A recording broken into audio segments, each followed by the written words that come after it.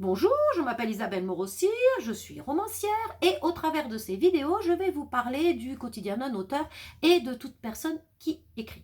Alors, la semaine dernière, je vous avais parlé d'auto-édition et cette semaine, je trouvais intéressant de parler des maisons d'édition ou l'édition traditionnelle. Alors déjà, qu'est-ce que c'est qu'une maison d'édition? Alors, une maison d'édition, c'est une entreprise qui a pour vocation commerciale de publier des livres, de tout ce qui a trait à l'écrit. Donc chacune a plus ou moins sa spécialité.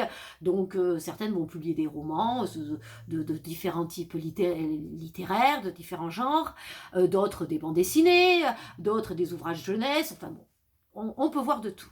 En France, aujourd'hui, on compte à peu près 10 000 maisons d'édition qui sont réparties entre des petites qui ont moins de 10 titres et des grosses qui ont plus de 5 000 titres.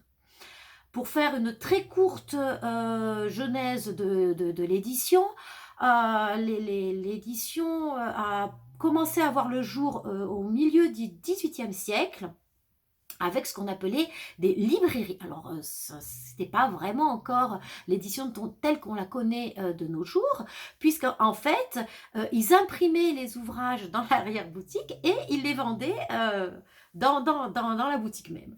Ce n'est que au 19e siècle que on va voir apparaître des ouvrages en format poche avec en fait une plus grande alphabétisation de la population. Donc ça va permettre une vraie meilleure libéralisation de l'écrit et les premiers best-sellers vont apparaître, les premiers très grands auteurs reconnus par le public aussi, tels que Dumas ou Victor Hugo. Voilà, donc là c'était l'instant histoire. Donc en fait, pour devenir éditeur, comment fait-on pour devenir éditeur? Voilà. Eh bien, en fait, n'importe qui peut devenir éditeur parce que il n'existe pas en fait de formation. C'est ce qu'on appelle une profession qui n'est pas réglementée. C'est comme ça. C'est-à-dire que vous n'avez pas besoin d'un diplôme pour ouvrir une maison d'édition. Voilà. Pour devenir coiffeuse, oui, vous avez besoin d'un diplôme, pas pour devenir éditeur. Et donc, c'est ce qui fait en fait toute la problématique en tant qu'auteur, en fait. C'est ce qui est vraiment compliqué. Parce que comment va-t-on pouvoir se fier à quelqu'un quand on ne va pas pouvoir se fier à son diplôme? C'est un petit peu compliqué. Voilà, parce que en fait, moi, je n'analyse pas du tout les choses du côté de l'éditeur, ça, excusez-moi, mais je m'en fiche. Moi, je ne vois que le côté de l'auteur. Voilà, c'est mon biais. On a chacun notre biais. Moi, les éditeurs, je m'en fiche, je ne défends que les auteurs. Donc, comment il y a 10 000 maisons d'édition? Non, mais comment un auteur va pouvoir s'en sortir puisqu'il ne peut même pas aller voir le diplôme, la maison, comment dire, les études que la personne a faites? Comment on va pouvoir s'en tirer? Alors déjà, il y a quand même quelques petites choses qui vont pouvoir faire que vous allez pouvoir vous assurer du sérieux de cette maison d'édition. Alors déjà, vous allez pouvoir regarder le catalogue de ces livres. Qu'est-ce que c'est qui est édité? On part du principe que vous n'êtes pas complètement neuneux et que vous allez choisir une maison d'édition qui s'intéresse à votre genre littéraire. Non mais d'accord. Hein, voilà. Donc là, qu'est-ce que c'est qui est édité? Quels sont les professionnels qui travaillent pour cette maison d'édition-là? Les artistes, les graphistes, voilà. Ensuite, vous allez regarder quand est-ce qu'elle a été fondée. Bah oui, parce qu'une maison d'édition qui a été fondée avant-hier, laissez tomber la neige, quoi. C'est même pas la peine. Voilà, elle a rien fait, on ne sait rien sur elle, on fuit. Ensuite, vous allez regarder, et ça c'est une obligation, le capital de cette maison d'édition. Ah bah oui, maison d'édition qui va dire qu'elle a 1,50 € en capital. Voilà. Et encore mieux, certaines ne vont même pas annoncer leur capital, alors que c'est obligatoire.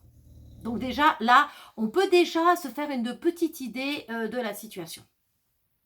Ensuite, on part du principe que cette maison d'édition-là a proposé de vous éditer. Donc vous êtes super content, vous êtes là, ouais, je vais être édité, c'est génial.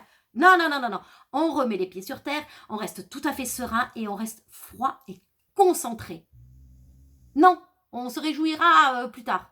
Là, ce qu'on fait, c'est qu'on prend le contrat et on l'épluche, on le lit. Ça, on s'en fiche qu'il fasse 5, 10 ou 15 ou 20 pages. On lit tout, tout, tout, tout. Parce que sinon, vous allez le regretter amèrement. Parce que dans les maisons d'édition, il y a énormément d'arnaques. Parce qu'il y a ce qu'on appelle des maisons d'édition à compte d'éditeurs, qui elles sont des maisons qui ont pignon sur rue et ça se passe très bien et qui respectent les auteurs. Et puis il y a celles qu'on appelle les maisons d'édition à compte d'auteurs.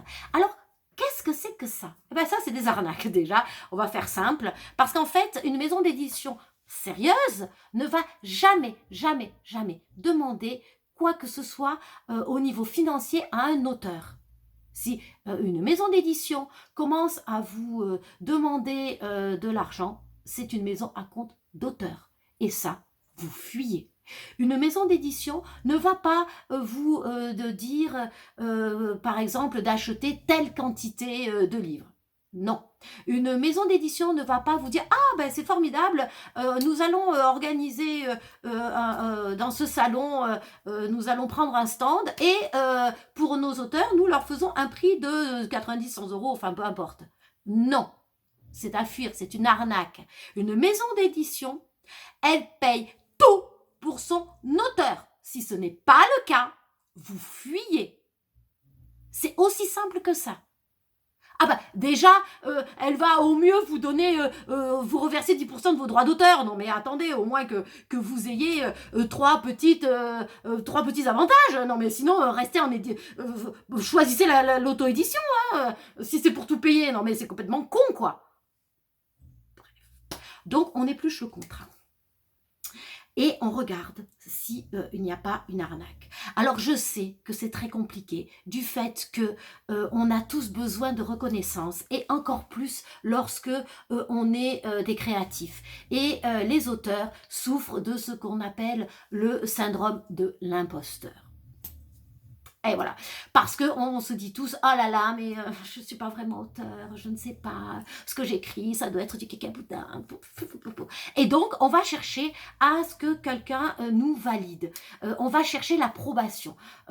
Déjà, on cherche toujours l'approbation des autres, de ses proches, de la société. Et là, en tant qu'auteur, on va se dire, ah là là, il faut que quelqu'un m'adoube, que quelqu'un me dise, oui, mais si...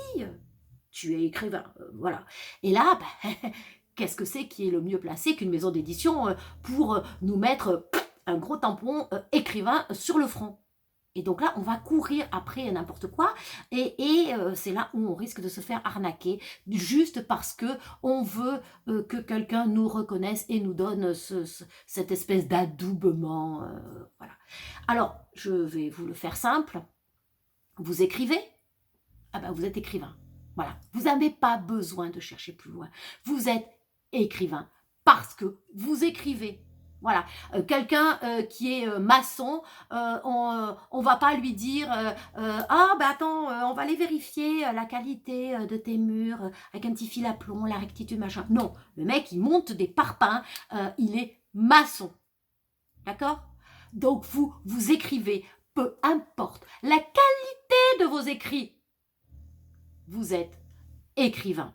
Donc ne commencez pas à courir comme un poulet sans tête après des validations quelconques de maisons qui vont vous arnaquer. Non, non. Respirez, vous êtes écrivain. Et comme vous êtes écrivain, vous n'allez pas vous laisser arnaquer par tout le monde et n'importe qui. Reposez les pieds sur terre. Ayez conscience de votre propre valeur. D'accord? Donc, voilà, je pense que j'ai à peu près fait le tour du sujet. Donc ensuite, qu'on soit édité dans une maison d'édition sérieuse, évidemment, ou qu'on choisisse, comme moi, l'auto-édition. Après, ce sont des choix personnels par rapport à son vécu, par rapport à ce qu'on attend des choses, par rapport au temps qu'on peut passer à faire ça, par rapport à... c'est très personnel. Mais ce n'est pas parce que vous êtes édité dans une maison d'édition que vous êtes meilleur ou que vous êtes pire. Non, c'est juste votre choix personnel. D'accord? Donc, faites attention à vous. Ne courez pas après n'importe quoi parce que l'océan de l'édition est sillonné par beaucoup de requins qui ne pensent qu'à manger un auteur qui ne ferait pas très attention. Et puis, ben, moi, je vais vous dire à la semaine prochaine pour une nouvelle vidéo. En attendant, ben, comme d'habitude, vous likez, vous commentez et puis vous abonnez parce que ça me fait super plaisir. À très bientôt, au revoir.